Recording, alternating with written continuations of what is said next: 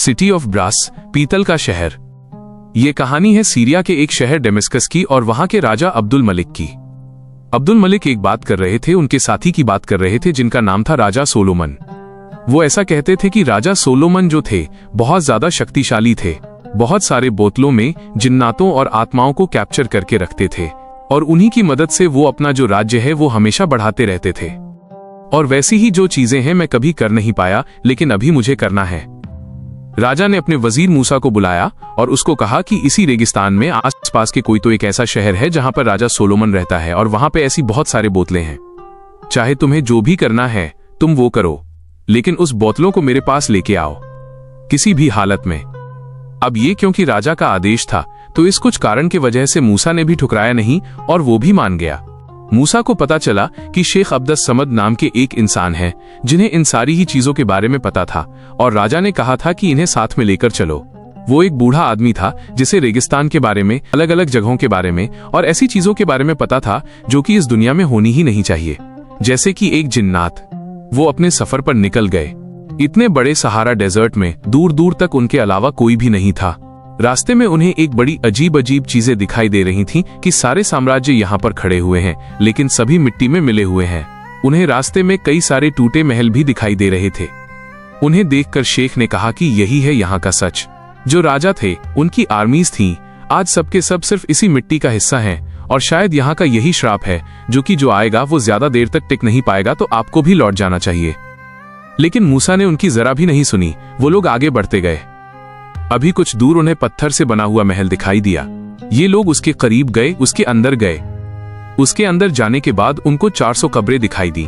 400 कब्र थी वहां पर पत्थर से बनी हुई और एक थी वहां पे एकदम सुनहरी कब्र जिसके ऊपर लिखी हुई थी। वो कब्र राजा शहजादाद की थी। ये वो शख्स था जिसने कभी भी ऊपर वाले के हुक्म का पालन नहीं किया, माना नहीं, एक्सेप्टेंस नहीं थी उसमें। और वो सारी ही चीजों का जो पनिशमेंट थी उसको मिली और वो थी मौत। और आज ये सब कुछ उनके सामने ही थी। उस शेख ने कहा था कि जब तक हम उस सिटी ऑफ ब्रास तक नहीं पहुंचते ऐसी बहुत सारी चीजें आपको देखने मिलेगी जो आपको बताएगा कि आपको वहां नहीं जाना चाहिए। जो भी वहां पर जाने की कोशिश किया है वो सिर्फ मिट्टी में ही तब्दील हुआ है। उस वक्त भी मूसा ने एक भी बात नहीं मानी, लेकिन मूसा एक बात मान चुका था कि आगे आने वाला जो रास्ता होने वाला है वो इससे भी ज्यादा खौफनाक होने वाला है। लेकिन अब थोड़ी ही देर बाद चलते चलते उनको एक बड़ी अनोखी सी चीज दिखी, कुछ अच्छी चीज दिखी। एक ऐसा इल्यूजन था जो कि हेल्पफुल हो सकता था। एक घोड़े की मूर्ति थी, स्टैच्यू था जो कि शायद से उनको सिटी ऑफ ब्रास तक पहुंचा सकता था।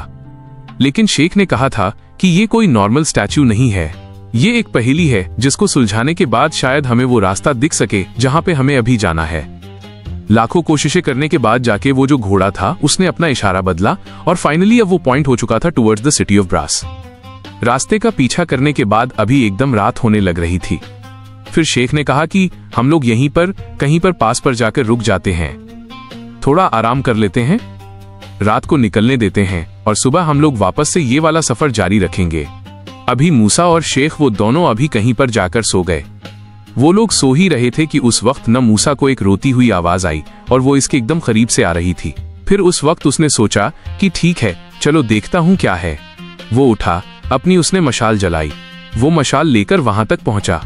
उसने देखा कि एक पिलर के पास कुछ तो चीज है जो रो रही है और अभी मूसा के साथ साथ शेख भी आ गया था और थोड़ा आगे जाते ही ये लोग एकदम रुक गए। उसने देखा ये कोई इंसान नहीं है जो रो रहा है, नहीं कोई जिन्नात है, ये सबसे ज्यादा खतरनाक चीज है। इसको कहते हैं इफ्रित। इफ्रित भी एक जिन्नात जैसी ही एक एंटिटी है लेकिन सबसे ज्यादा खतरनाक है। लेकिन ये रो क्यों रही है? वो रो रो के ये कह रही थी, शुक्र है आप लोग यहाँ पे आ गए, मुझे यहां से रिहा कर दो। आप लोग जो चाहिए, आपको जो चाहिए मैं वो आपको देने के लिए तैयार हूं, आपको जो भी चाहिए। और फिर मूसा मान गया लेकिन शेख ने उसे रोक दिया। उसने बोला, नहीं नहीं नहीं, तुम पहले ये बताओ कि तुम यहाँ पे कर क्या रहे हो और किसने बांधा है तुम्हें। उस इफ्रित ने कहा कि आज से सदियों पहले मैंने राजा सोलोमन की कुछ बातें ठुकराई थीं। उन्होंने कहा था कि ऊपर वाले को मानो और मैंने वो वाली बातें नहीं मानी।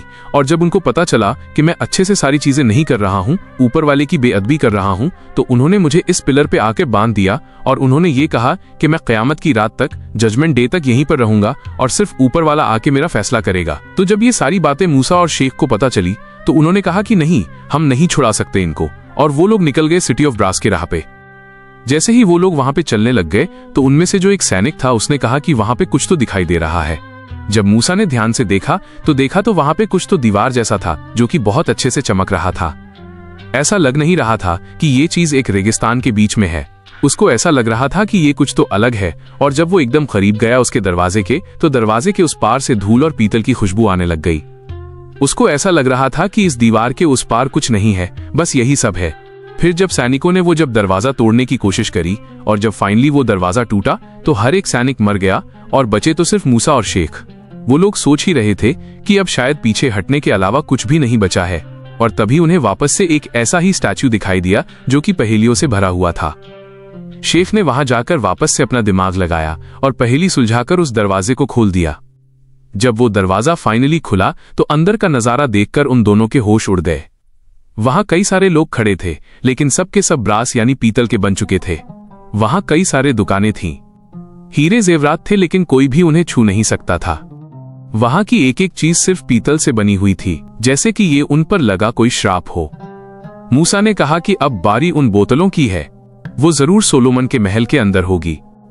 हर कदम पर उनके लिए खतरा था कि कहीं वो भी उन जिंदा मुर्दों की तरह न बन जाएं, लेकिन फिर भी बच के वो लोग उन बोतल के पास पहुंच गए। जब फाइनली मूसा और शेख ने उस बोतल को देखा तो उसके ऊपर वाले का नाम लिखा हुआ था अरेबिक में। और उसके बाद उन्होंने जब वो नाम लिया और उसके बाद उस बोतल को छुआ तो उनको कुछ हुआ नहीं। फिर उसके बाद वो उस बोतल को लेकर अपने राजा के पास वापिस आ गए, अब्दुल मलिक के पास, और लाके ये सारी चीजें रख दी। सारी चीजें उनको बताई कि ये सारी चीजें हमने यहाँ पे देखी है कि जैसे वहां के अगर सोने से जेवरात को कोई भी छुएगा तो वो पीतल में बदल जाएगा। इफ्रित, जो कि इतना खतरनाक माना जाता है, उसको तक कैद करके रखा गया था एक पिलर में। हम लोग कैसे कैसे करके ये लेके आ गए ये बोतल। अब आप देखो इसका क्या करना है। जब राजा अब्दुल मलिक ने ये सारी बातें सुनी तो वो अपना दिमाग लगाने लग गया कि ये चीज है क्या। जैसे ही उसने वो बोतल खोली उसके बाद उसके अंदर से जो जिन्न निकला वो चिल्ला चिल्ला कर सिर्फ माफी मांग रहा था कि सोलोमन राजा हमें माफ कर दो। तब जाके राजा को ये वाली बात पता चली, ये जो ताकत है ये सोलोमन के पास जिन्नातों की ताकत नहीं है, उसके पास ऊपर वाले की ताकत है। वो ऊपर वाले पर भरोसा रखता है, और जो भी नहीं रखता ऊपर वाले पर भरोसा या फिर थोड़ी भी आलस करता है या लालच करता है, उसे पीतल में बदला जाता है उस इलाके के अंदर। उसने फाइनली उस जिन्नात को भी रिहा कर दिया और एक ऐलान किया कि कोई भी आज के बाद हमारे इस रेगिस्तान में या फिर इस डेमिस्कस शहर में या फिर इस सीरिया में कोई भी कभी भी सिटी ऑफ ब्रास को ढूंढने नहीं निकलेगा।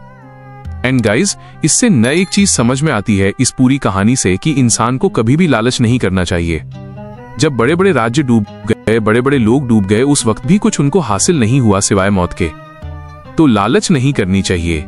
और आज इस वीडियो के अंत में भी मैं आपसे यही कहना चाहूंगा कि ये तीनों कहानियां जो मैंने आज आपको सुनाया है, ये सब का मतलब होता है कुछ न कुछ। पहली कहानी का मतलब भी लालच ही था। दूसरी कहानी का मतलब होता है कि अगर कोई चीज से आप एकदम मन से मानो तो वो आपको मिल ही जाएगी, और तीसरी कहानी का मतलब भी लालच ही था।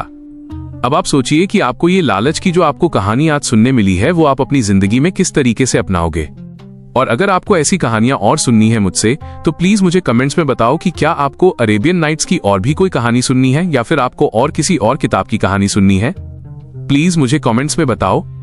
तब तक के लिए my name is YD Baba and thanks for watching this video. शुक्रिया। क्या आप अरेबियन नाइट्स की किसी और कहानी के बारे में जानना चाहेंगे?